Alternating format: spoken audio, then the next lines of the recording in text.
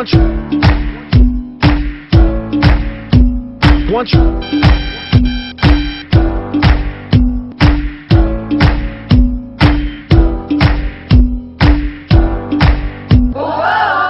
nararamdaman mo? Pag sumusumpong yung aking hikal, hindi rin makahinga. Pag naman sumumpong yung aking diabetes, halos mag-collapse ako. Kasi minsan, tumataas. Na-hospital po ba kayo? Madalas ako ma-hospital noon, nung nakarang taon. Sa hospital po kayo? Sa Yangan.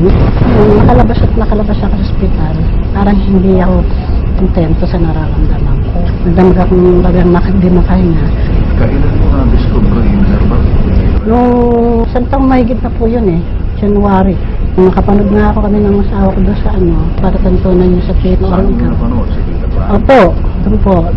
Pinutusan niya yung anak ko na hanapin yung lugar na yung Herrera na herbal para subukan namin. Agad-agad akong pinainom ng number 10 sa umaga. Tapos number 20 tanghali. Number 30 sa gabi. Bago kumain.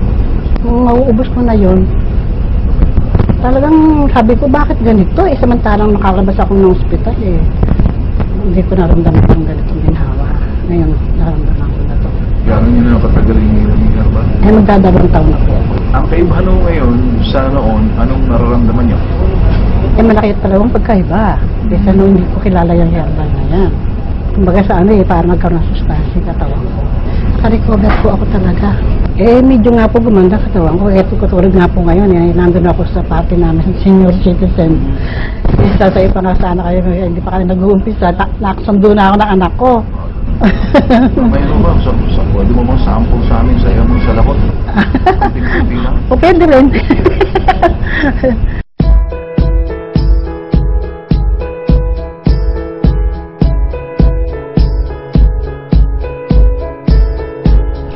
Ito po kasi bawal na ang pag-inom ko ng anti-allergy, Silestrimine tablet.